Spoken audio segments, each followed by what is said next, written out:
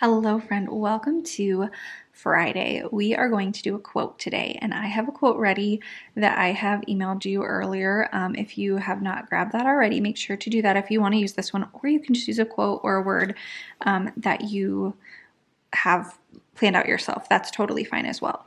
I did want to show you from earlier. Here is the quote or the verse that I did for last week's video, and it is erased. So here's what it looks like. Even with my little streakiness over here, totally fine. So today I'm going to show you how to use these worksheets in your journal. So excuse me, that is my fireplace making noise in the back. It is a dreary day and I have a fireplace on. So I'm just going to go ahead and go to my next page, and I'm going to jump right in because I don't want to run out of time. So what I first want to show you to do here is I'm not going to do this this way. I have done it in another video on my How to Hand Letter channel, so I can try to link that below if you want to see like an actual tutorial. But if you have thicker pages than I do, what you're going to do is take a pencil like this, and you're going to color all over the back of this page here. And once you do that, you can flip the page over onto your paper and then take just like a ballpoint pen and draw over it, right over it pretty firmly. You could also use your pencil as long as it's dull enough. This one would probably be perfect. And you want to write over it really firmly. And that's going to press the like pencil markings from here onto the page, and then you can trace that. So that is how I've done it in my watercolor journal before. This notebook that I'm using today, it's Good Ink Expressions Letterpress Handmade Stationery, has very, I don't want to say transparent pages, but I can see through them pretty well. So what I'm going to do today is I'm just going to simply fold this and put it underneath my page to trace it. So this works if you have a journal like this, or if you have access to a light pad and you're just using a piece of paper, that works as well.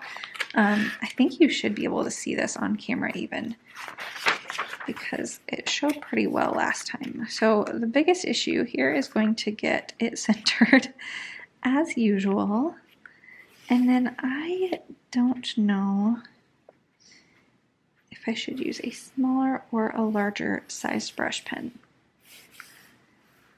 I'm thinking I'm going to go with a smaller one. Even though this is a little bit larger of a worksheet, it's not super huge. So I'm going to go ahead and use this smaller size brush pen in this kind of blue color. And I think that looks pretty centered. It might be a little bit high, but that's okay. And I'm simply going to trace over this. Now, I made this, so I've lettered this a few times when I originally hand lettered it on the iPad.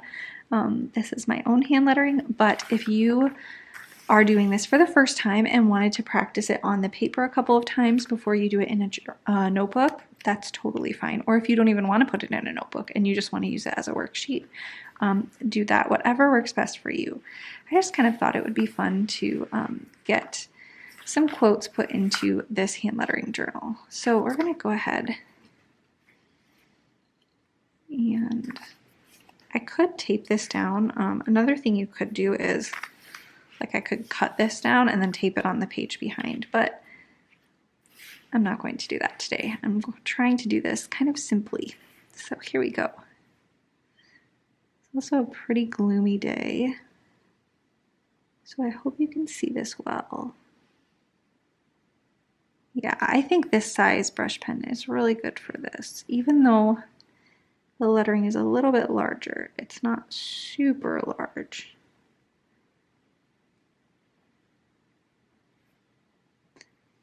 And if you need to come back over or like add some thickness to your downstrokes, if you like the look of that a little more, since it's like some bigger lettering, you could do that as well. I like it just how this is.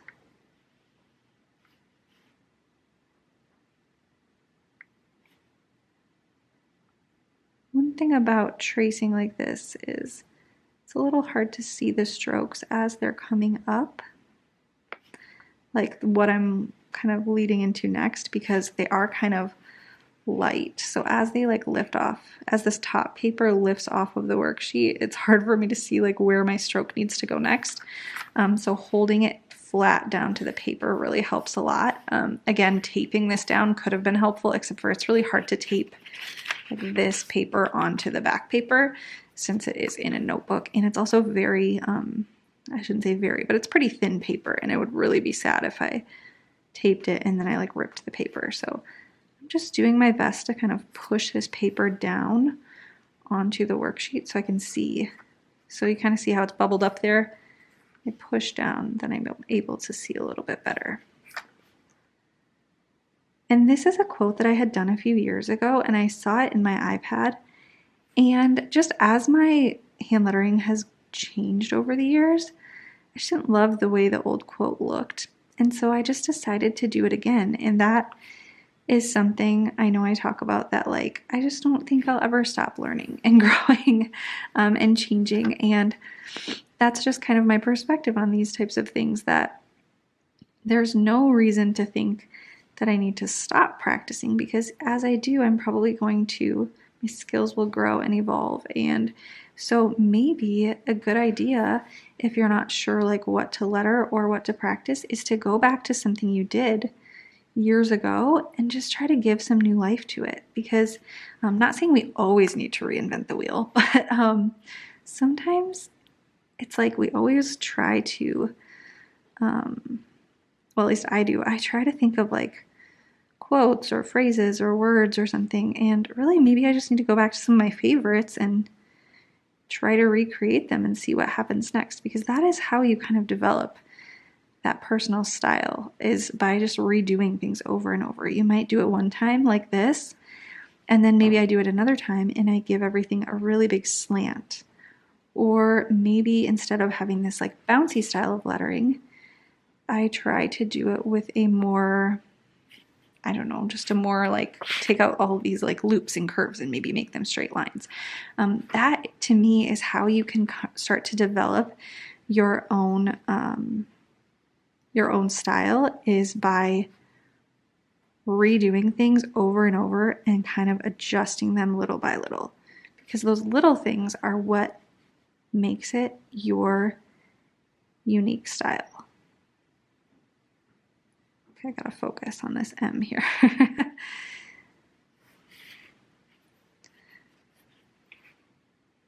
I've noticed it's harder as I get to the edge of the page to see through, because that's where it must want to bubble up here.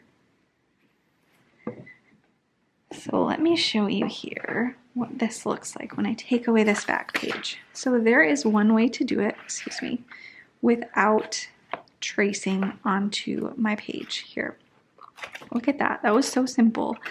And under 10 minutes, I'm sorry, I'm having a hard time getting this all under the camera, under 10 minutes to complete this page.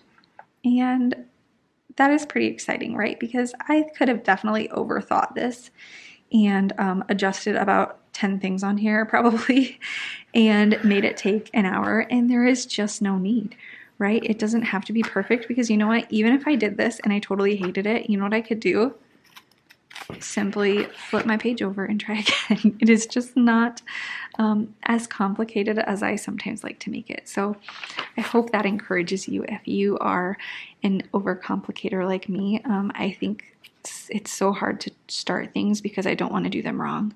But really at the end of the day, what is the worst thing that could happen if I create like the absolute ugliest piece of hand lettering in my journal? I just turn the page and I do the next one. And so that is the whole point here, right? It is, let's just do it. And so I really think, let me know what you guys think. I like the idea of keeping Fridays as a kind of get the words on the paper type of page, whether that's a quote or a scripture or I don't know, just something where we can look at the end of the week and say like, look, here's what I accomplished. Sure, I might have had all these, pages of drills, but that kind of helped me get here. And this took under 10 minutes, and that's pretty exciting. And so let me know what you guys think about that on Fridays, just kind of a, to end the week with like, even if all I did was drew squiggles this week every other day, let's put some words on paper, imperfect as they may be, and see where that takes us. So please let me know your thoughts. I would love to hear how your week went, and thank you so much for joining me. I'm so excited to continue on with this practice, this weekly or daily, I should say daily Monday through Friday practice. And yeah, I will check in with you later, but otherwise I will see you next week for week 3. Thanks for joining me, and I hope you have a wonderful weekend.